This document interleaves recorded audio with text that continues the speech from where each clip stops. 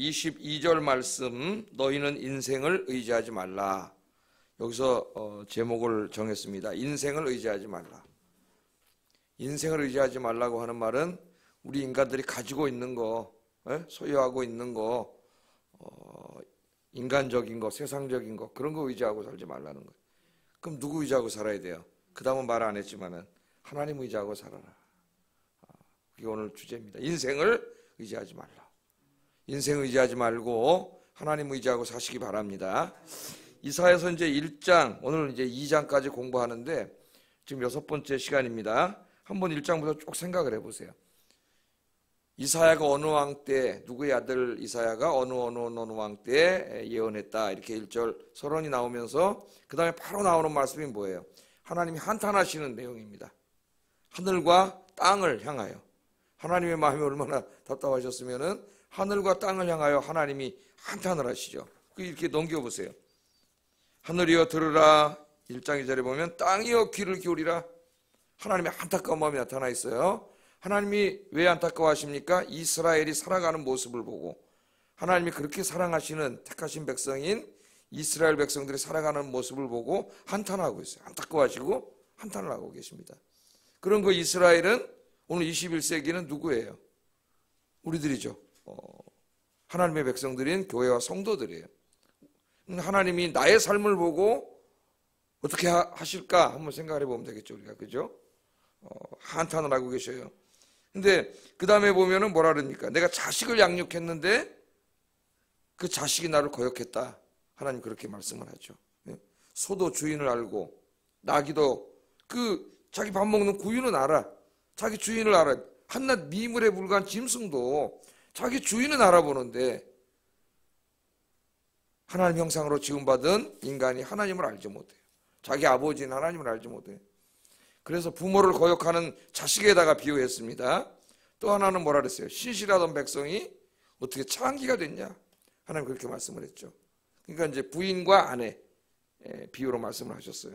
하나님 우리의 아주 좋은 신랑으로서, 남편으로서 온갖 사랑과 모든 걸 다 베풀어 주었는데도 불구하고 그것에 만족하지 못하고 바깥에 나가서 다른 남성들과 음행을 행한 창기에다 비유를 했습니다. 하나님보다 하나님 아닌 다른 것들을 더 사랑하는 행위죠. 하나님이 한탄을 하시고 통탄을 하시면서 1장에 뭐라 그랬어요? 우리가 와라, 나에게 나와라, 우리가 와서 서로 이야기하자. 하나님이 너희 죄가 아무리 진홍같이 붉을지라도, 주홍같이 붉을지라도 눈과 같이 희고 양털같이 내가 희게 해줄 테니까 나에게 와서 죄를 회개하고 그렇게 살지 말고, 우상 숭배하지 말고, 하나님보다 세상 더 사랑하지 말고, 하나님보다 세상 더 의지하지 말고 하나님 의지하고 말씀에 순종해서 살아라. 그럼 내가 너희 죄를 용서해 주고 내가 복을 줄게. 하나님 그렇게 말씀하셨죠. 1장이 그 내용 아니에요? 2장에서는 뭘로 시작했어요? 갑자기 이스라엘의 먼 미래 마지막 때의 모습을 보여주시면서 이스라엘이 마땅히 되어야 할 모습을 보여주셨죠. 그렇게 살면 안 되고, 원래 이스라엘 백성들, 하나님 백성들은 어떻게 살아야 돼요? 온 열방이 다 예루살렘에 있는 하나님의 성전으로 다 몰려와서 하나님을 예배하게 하고, 하나님 말씀을 듣고 말씀대로 순종하게 하고, 그죠? 그렇게 살아야 되잖아요. 그래서 서로 싸우고 전쟁하고 다투고 자기 혼자 많이 먹고 살겠다고 남 아프게 하고 망하게 하고 피 흘리고 이런 거 하지 말고 정말 평화가 가득한, 정의가 가득한 하나님 나라를 만들게 하는 거, 그게 이스라엘의 비전이고 사명이었는데 그거 다 잊어먹고, 그 하나님이 주신 하나님 나라에 대한 그 원대한 꿈과 비전을 다 잊어먹고, 그게 민족의 희망으로, 또 심지어는 자기 개인의 소망, 개인의 복을 구하는 것으로 전락해버려서 그 탐욕을 얻기 위해서 사명도 잊어먹고 그냥 되짚고 살아가는 모습을 하나님께서 말씀하셨습니다. 그래서 그것이 이제 2장 쭉 한번 제가 점검해 주는 거예요. 2장 1절부터 5절까지 그 말씀이 나오잖아요. 그 미래의 모습을 보여주신 것은 이렇게 살으라는 거죠. 그것은 우리에게도 동일해요. 저희가 미국 얘기도 했습니다. 하나님이 원래 종교의 자유를 찾아서 영국의 청교도들을 신대륙인 지금 미국 땅으로 하나님이 보내주셨죠. 거기에 보내주시면서 그들의 마음속에 큰 비전을 심어주셨어요. 미국 땅을 어떤 신대륙을 어떻게 하라, 하나님의 나라, 거룩한 나라로 만들려고 하는 비전을 심어주셨는데 맨 처음에는 그들이 와서 그걸 잘 감당했죠.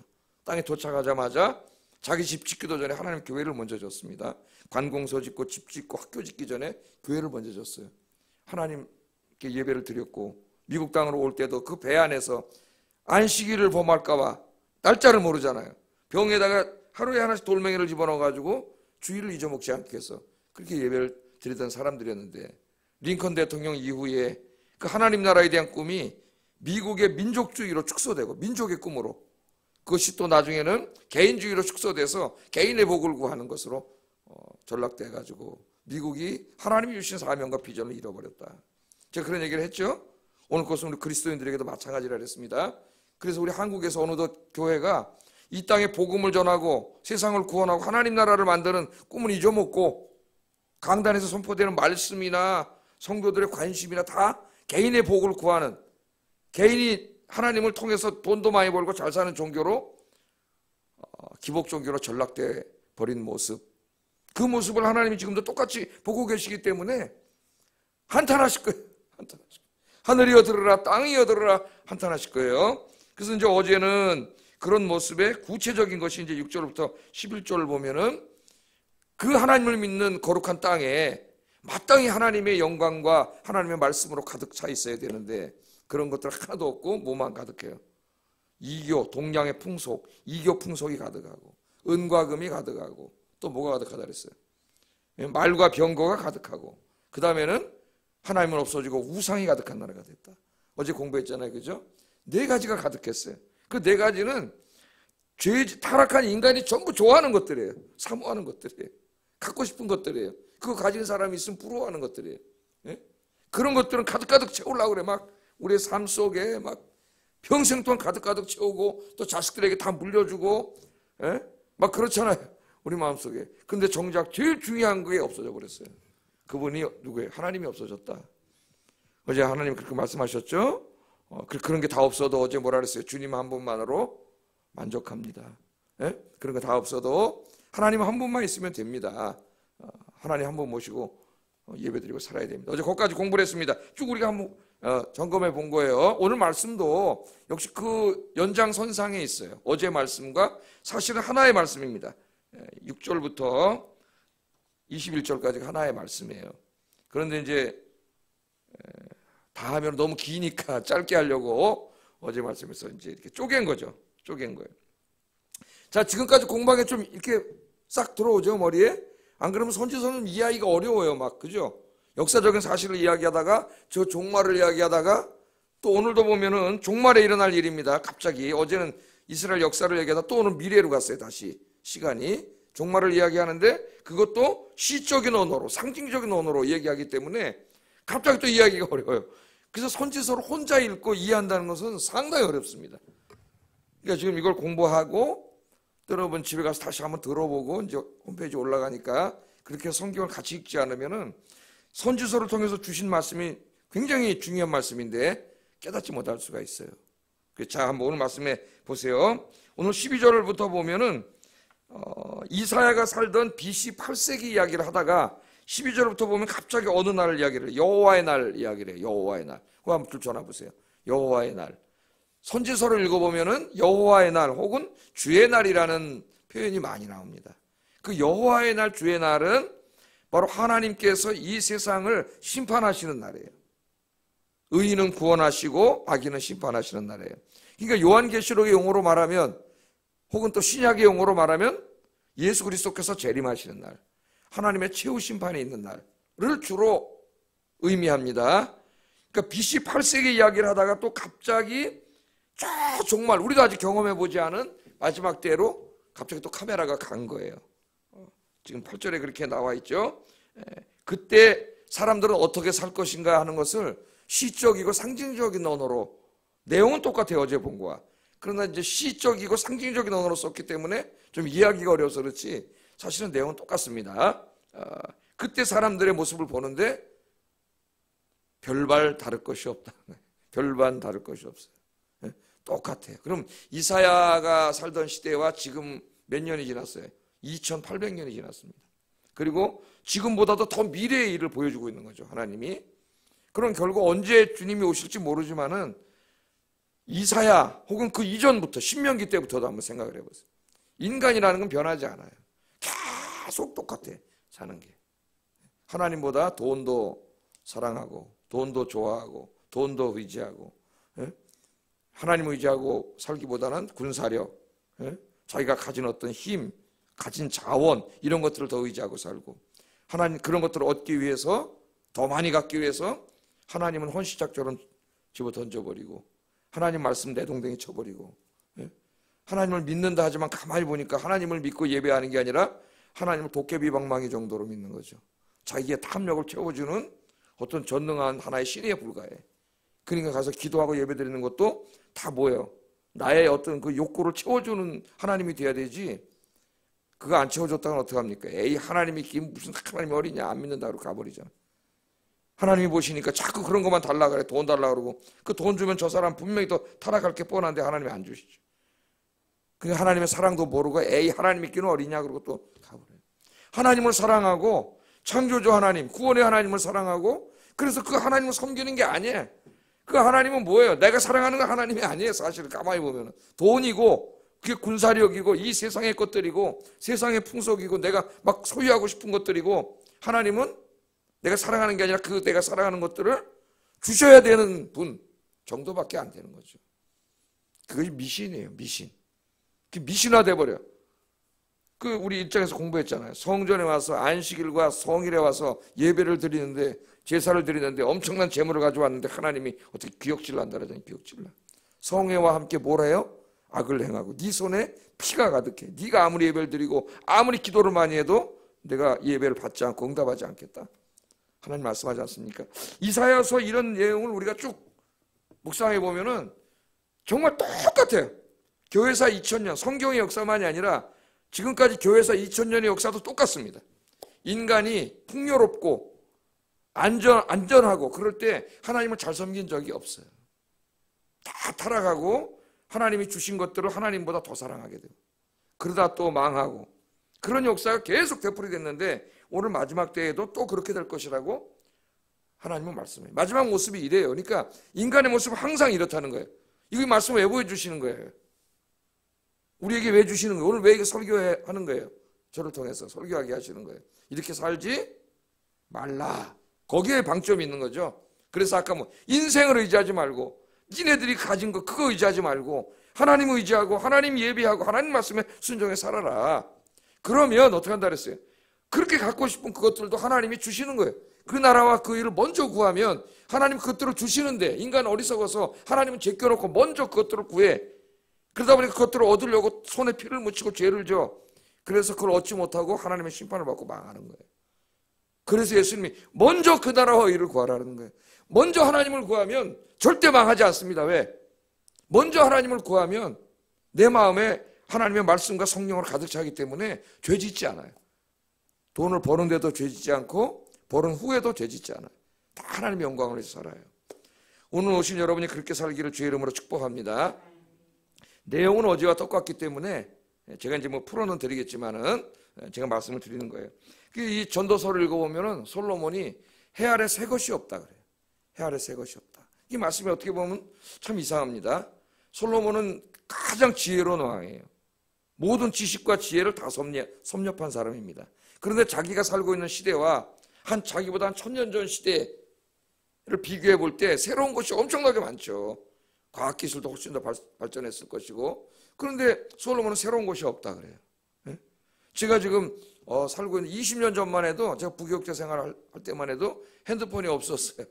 미국에서 막 돌아와서 이제 좀 기도하고 그러다가 이제 교구 목사를 하는데 교회 가니까 삐삐라고 하는 걸 주더라고요. 그것도 새 걸 주는 게 아니라 전임 목사님이 다른 교회 가시면서 이제 교회에다 반납한 삐삐를 요만한 거 여기다 이렇게 차고 다니면 이제 전화가 오면 삐 불러가지고 그걸로 전화할 수가 없잖아요. 공중전화 막 찾아야 돼. 그 공중전화 찾아가가지고 전화하는데 이 삐 하고 울리는 사람이 주로 누구예요?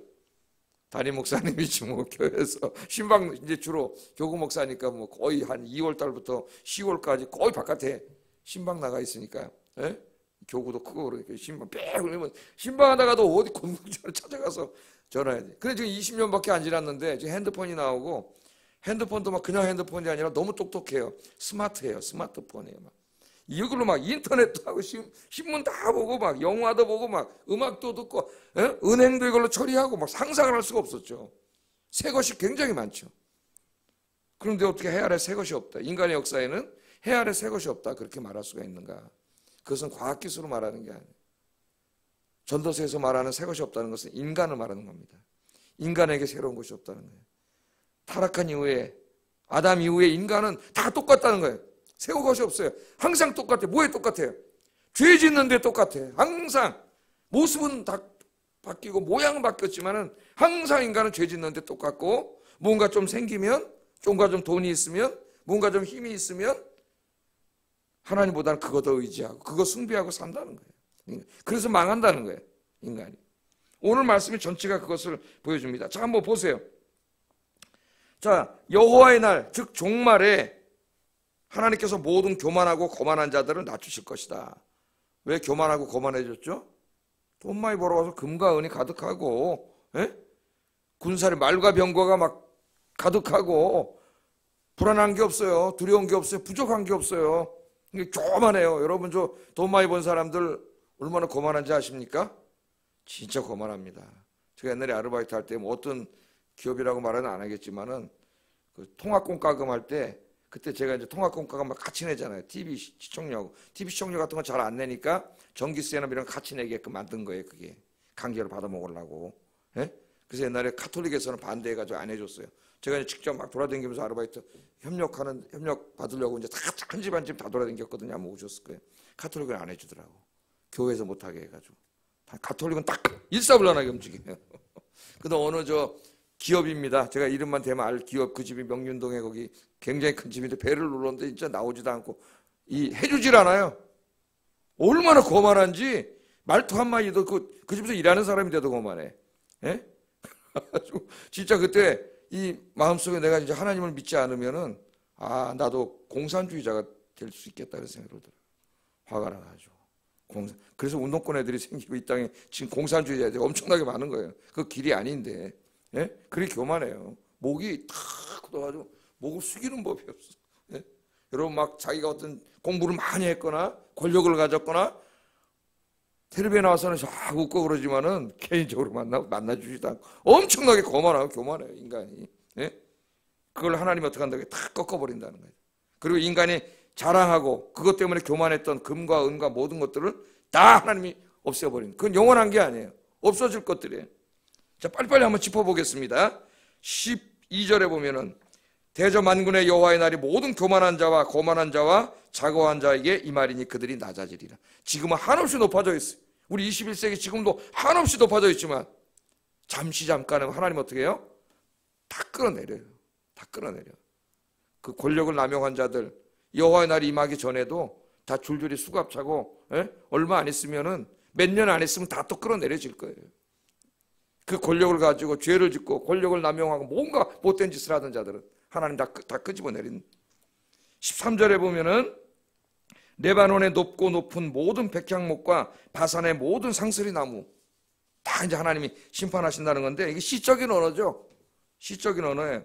여기 레바논의 높고 높은 백향목과 바산의 모든 상수리 나무, 이것은 당대 가장 값비싼 목재, 사람들이 보면 크고 결실하고 엄청난 나무들이죠. 다 최고 가치 있게 여기고 사람들이 높게 여기는 것들이에요. 그런 건 상징이에요. 시적인 것이니까 이게 그런 자랑거리들입니다. 인간이 가지고 있는 자랑거리. 여러분의 자랑거리는 무엇이에요? 하나님만 자랑하시기 바랍니다. 우리 하나님 뭐라 했어요? 주님만 자랑하라 그랬죠? 다른 거 자랑하지 말라 그랬어. 네가 뭐 얼마나 공부를 했더니 돈 얼마나 가지고 있더니 그런 거 자랑하지 말고 우리가 자랑할 건 뭐만 자랑해요? 주님을 자랑하라.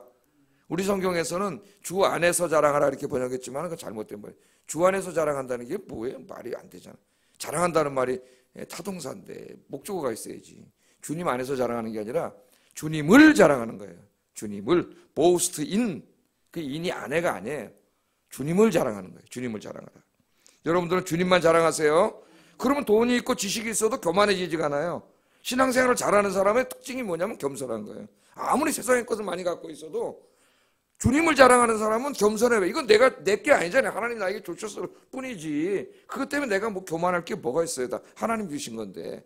그러니까 주님을 자랑하게 돼요. 이것을 주신 주님을 자랑하는데, 교만한 자는 하나님을 싹 빼버리고 이거를 자랑해. 다 자기가 얻은 것처럼. 네? 그러면 안 되겠죠. 14절 15절 한번 읽어보겠습니다. 시작.